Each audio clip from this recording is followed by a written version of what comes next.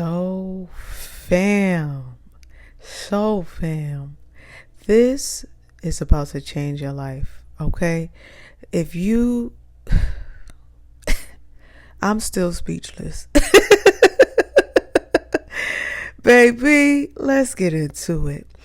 So, we're going to make some zucchini bread, babe.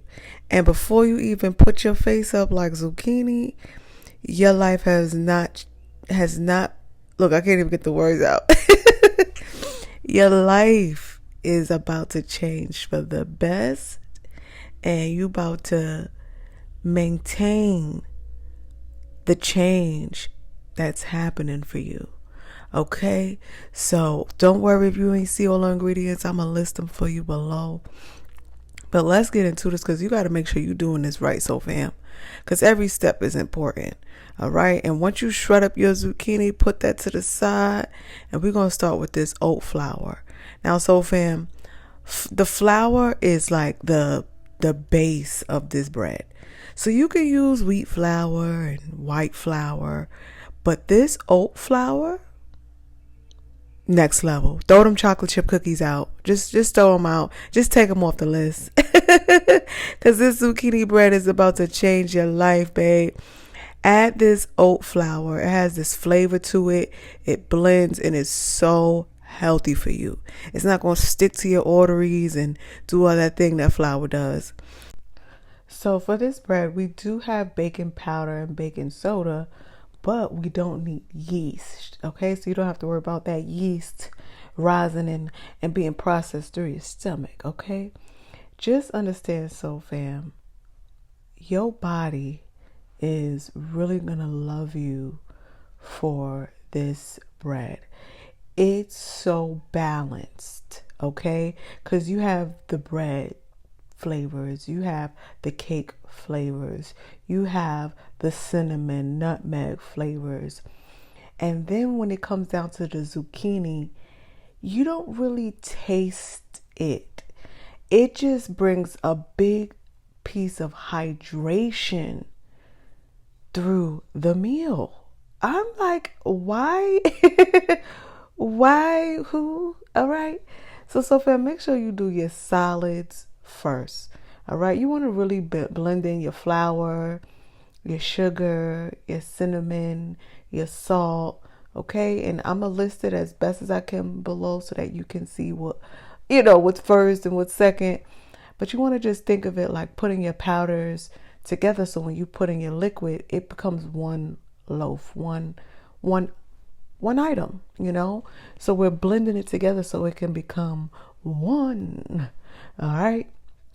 So this is one of the tricks I like to use, that the ball that comes in those smoothie things, and really use my hands. Okay, using your hands when you're doing anything hands-on, it just really brings you into those moments. All right. And so the less machines and robots you can use, always the best, because then you can really enjoy the experience. And it's like a way to kind of have fun. Put your hands down, use yourself without abusing yourself.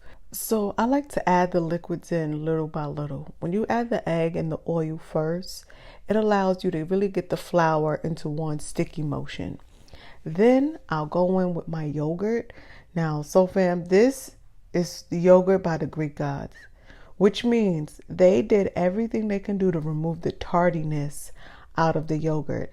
And if you don't have this yogurt by you, maybe switch out this yogurt for applesauce, okay? Because you don't want to have that tart in your bread, all right? But this yogurt is like healthy ice cream without the heavy sugary flavor. You know how like sometimes you'll eat a brownie and a cookie, but after about 2 or 3 you get a little like full, like when you use the ingredients that don't give you that feeling, it allows the final product to just be so fulfilling and nourishing. Okay, and so then you want to add your yogurt, your honey instead of vanilla extract. We got to try to make our ingredients as natural as possible. That's always the goal, for that rich flavor. Okay, and when you add the zucchini, watch this magic happen, so fam. Watch this magic happen. I'm using a regular spoon. There ain't no lumps in here. There aren't no clumps in here.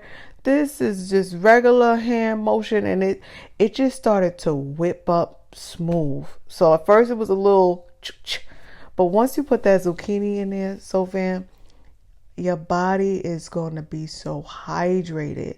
You know how when you eat cakes and cookies, you kind of like be thirsty? After I ate this, we'll get to that, all right? So you want to grease up your pan really well. I like to use glass small pans. I feel like it's just an easier way to preserve food, one, so you don't have to cut into a big dish and then save it for later. And then two, you can see what's happening. Like you can see through the pan. And I feel like every time I cook in these glass pans, my cakes or breads just come out a lot happier. We'll use that word. All right. And then I ended up just using 2 small glass pans. And what I like about these bowls is that they have a nice top. So all I got to do, I don't have to worry about using foil. I could just put the top on it when it's done and store it for later. All right. And so, of course, with most breads and cakes, you're going to leave a little room for it to rise. Because even though we didn't put the yeast in it, this is still going to rise. Okay, this is still bread. All right. All right, so fam. So, of course, you want to preheat your oven to 350 degrees. Nothing different. And this takes about 45 minutes with the smaller pans. If you use one big pan, it'll probably take about an hour. And you want it, when you put your knife in there, you want it to be a little moist in there, so fam.